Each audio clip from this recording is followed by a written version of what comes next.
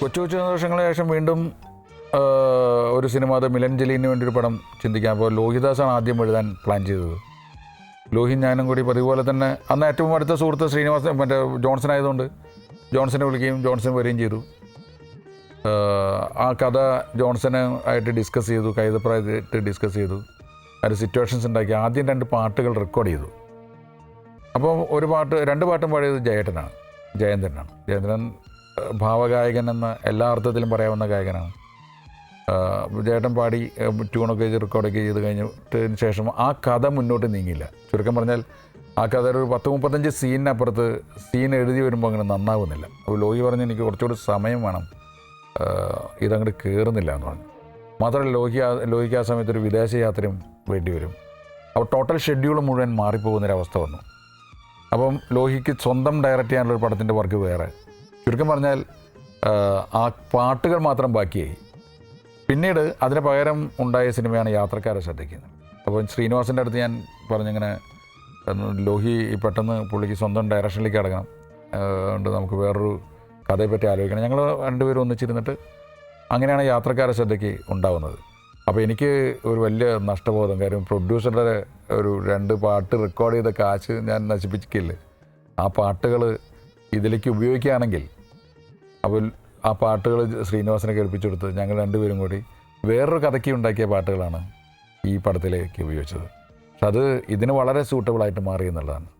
ജയേട്ടൻ പാടിയ പാട്ട് എനിക്ക് എന്നും ഇഷ്ടപ്പെട്ടാണ്, ഒന്ന് തൊടാൻ എന്നുള്ള പാട്ട്.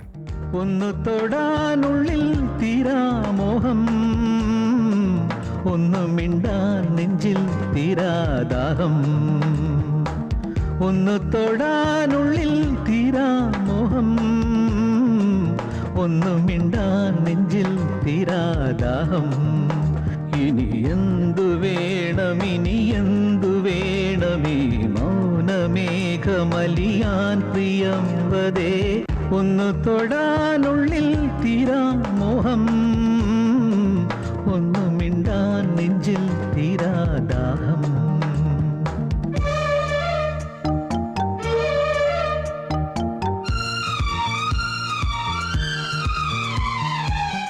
ജോൺസൺ മാസ്റ്ററുടെ മറ്റ് പാട്ടുകളിൽ നിന്നൊക്കെ അതിൻ്റെ സ്ട്രക്ചർ തന്നെ വലിയ വ്യത്യാസമുണ്ട്. ജയൻ സാറിൻ്റെ ആലാപന ശൈലിയും അതുകൊണ്ട് തന്നെ വ്യത്യസ്തമായിട്ട് നമുക്ക് തോന്നും. ഈ പാട്ട് എന്തായാലും സത്യൻ അന്തിക്കാട് സാറിൻ്റെ സിനിമകളിൽ നമ്മൾ കേട്ടു വന്നിട്ടുള്ള ജോൺസൺ പാട്ടുകളിൽ നിന്നൊക്കെ തന്നെയും വേറിട്ട് നിൽക്കുന്ന ഒരു ഗാനമാണ്. നീ വരുന്ന വഴിയോര സന്ധ്യയിൽ കാത്തു കാത്തു നിഴലായി ഞാൻ, അന്നു തന്നൊരനുരാഗരേഖയിൽ നോക്കി നോക്കിയുരുകുന്നു ഞാൻ. രാവുകൾ ശലഭമായി, പകലുകൾ കിളികളായി, നീ വരാതെ എൻ രാക്കിനാവുറങ്ങി.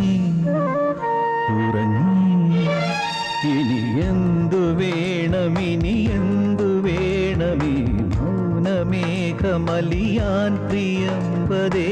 ഷീല ചേച്ചി 22 വർഷം സിനിമയിൽ നിന്ന് മാറി എന്നിട്ട് വേറൊരു മുഖമായിട്ട് കൊച്ചി ത്രേസ്യ എന്നുള്ള കഥാപാത്രമായിട്ട് വന്ന സിനിമയാണ് മനസ്സിനക്കരെ.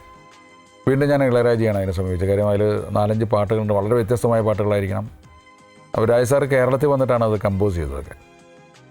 അപ്പം ഞാൻ അദ്ദേഹത്തിൻ്റെ അടുത്ത് നിന്ന് കമ്പോസിങ് സമയത്ത് പറഞ്ഞു, ഒന്ന് നാട്ടിലേക്ക് വന്നാൽ, കാര്യം നാടുമായിട്ട് ബന്ധപ്പെട്ടിട്ടുള്ള സിനിമയാണ് അതൊന്ന്. മറ്റൊന്ന്, ഈ അദ്ദേഹം കമ്പോസ് ചെയ്യുന്ന ഒരു മുറിയിൽ ഇവിടെ പുറത്ത് എപ്പോഴും തമിഴിലും തെലുങ്കിലും ആൾക്കാരൊക്കെ വന്ന് നിൽക്കുന്നൊരു തിരക്ക് ഉണ്ടാവാറുണ്ട്. അതിൽ നിന്ന് അദ്ദേഹത്തിന് ഒരു മോചനം കൊടുക്കാം. അദ്ദേഹത്തിന് എൻ്റെ കൂടെ വർക്ക് ചെയ്യാൻ താല്പര്യം. ഞങ്ങൾ രണ്ടുപേരും ഒരു ഗ്രാമത്തിൽ നിന്ന് വരുന്ന ആൾക്കാരെന്നുള്ളൊരു സ്നേഹം അദ്ദേഹത്തിന് എന്നോടുണ്ടായിരുന്നു. അപ്പം ആലപ്പുഴ വന്നിട്ടൊരു ഹൗസ് ബോട്ടൊക്കെ എടുത്തിട്ട്, ഗിരീഷ് പുത്തഞ്ചേരിയാണല്ലോ പാട്ടുകൾ എഴുതിയിട്ടുള്ളത്. അപ്പോൾ ഞങ്ങളെല്ലാവരും കൂടി ഒരു യാത്രയൊക്കെ നടത്തി. അങ്ങനെ വന്നിട്ടാണ് ഈ എല്ലാ സിറ്റുവേഷൻസും പുള്ളിക്ക് പറഞ്ഞു കൊടുത്തിട്ടാണ് ഞാൻ പറഞ്ഞു, ആദ്യം തിരക്ക് കൂട്ടി ചെയ്യേണ്ട 3 ദിവസം 4 ദിവസം ഉണ്ട് അദ്ദേഹം. ഇന്നൊരു ദിവസം നമുക്ക് ചുമ്മാ അങ്ങനെ കായലിലൊക്കെ നടക്കാം, കഥയൊക്കെ പറയാം. അപ്പോൾ ഇളയരാജയായിട്ടൊരു സൗഹൃദമായിട്ടുണ്ടായിരുന്നു. നാളെ തൊട്ട് കമ്പോസ് ചെയ്താൽ മതി. അദ്ദേഹം പറഞ്ഞ് സമ്മതിച്ചു, നാളെ തൊട്ട് കമ്പോസ് ചെയ്യാം. വെള്ളമൊക്കെ കണ്ട് പുള്ളിക്ക് വലിയ സന്തോഷമായി. ബോട്ടിൽ യാത്ര ചെയ്ത് പോകുമ്പോൾ ഒരു ഘട്ടത്തിൽ അദ്ദേഹം പറഞ്ഞു, ആ ഹാർമോണിയം കുറച്ചെടുക്കാൻ പറഞ്ഞ അസിസ്റ്റൻറ്റിൻ്റെ അടുത്ത്. ഹാർമോണിയം വെച്ചിട്ട് പുള്ളി അതിൽ വിരൽ മീട്ടാൻ തുടങ്ങി. ഞാൻ പറഞ്ഞു, ഇന്ന് ചെയ്യേണ്ട സാർ, നമുക്ക് നാളെ ചെയ്താൽ മതി. അല്ലല്ല, ഞാൻ ജസ്റ്റ് ഒന്ന് വെറുതെ ചുമ്മാ പാടി നോക്കുകയാണ്, ട്യൂണല്ല എന്ന് പറഞ്ഞു. പക്ഷെ അത് കേട്ടപ്പോൾ എനിക്കത് ഭയങ്കരമായിട്ട് ഇമ്പ്രസ് ചെയ്തു. മെല്ലെയൊന്ന് പാടി എന്നുള്ള പാട്ടിൻ്റെ ട്യൂണായിരുന്നു അത്. ഞാൻ പറഞ്ഞു ഇത് ആ സിറ്റുവേഷന് വളരെ കറക്റ്റാണ്. അപ്പോൾ പുള്ളി ചിരിച്ചിട്ട് അടുത്ത ചരണം മൂളാൻ തുടങ്ങി.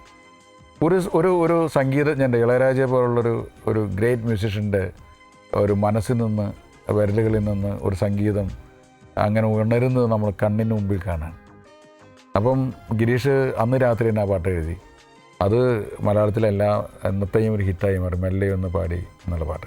രാജാ സാറിന് വേണ്ടി പാടാന്ന് പറഞ്ഞാൽ ഏതൊരു സിംഗറിനായാലും അതൊരു വലിയൊരു എന്താ പറയുക, ഒരു ഓസ്കർ കിട്ടിയതിന് തുല്യമാണ് അദ്ദേഹത്തിൻ്റെ ഒരു പാട്ട് പാടാന്ന് പറഞ്ഞത്. അപ്പം ഞാൻ സത്യം പറഞ്ഞാൽ ഞാൻ വളരെ ജൂനിയർ ആയിരിക്കുമ്പോഴാണ് രാജാ സാറിന് വേണ്ടി പാടിയത്. മനസ്സിനക്കരെ എന്ന് പറഞ്ഞ ഫിലിമിലെ മെല്ലെയൊന്ന് പാടി എന്നുള്ള പാട്ട്. മെല്ലെയൊന്ന് പാടി നിന്നെ ഞാനുണർത്തിയോ മലേ,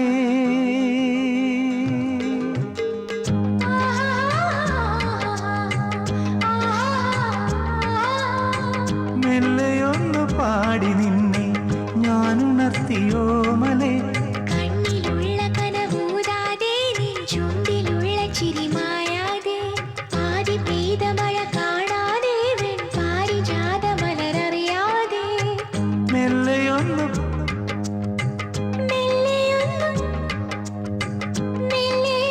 പാടി നിന്നെ ഞാനുണർത്തിയോ മലേ.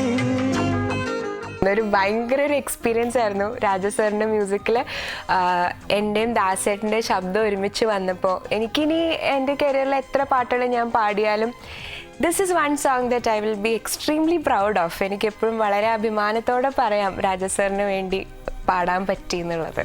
പൂമാനം കുട പിടിക്കും ഈ പൂപ്പാട്ടിൻ വയൽ വരമ്പിൽ,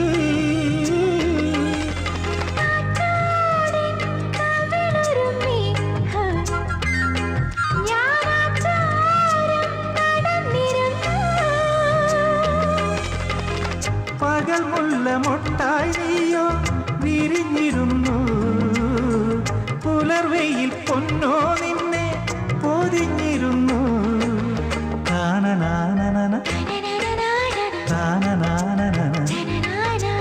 മാറിലുള്ള മറുകറിയാതെ മനസ്സിലുള്ള കിളിയറിയാതെ, മെല്ലെയൊന്ന് പാടി നിന്നെ ഞാനുണർത്തിയോ മലേ.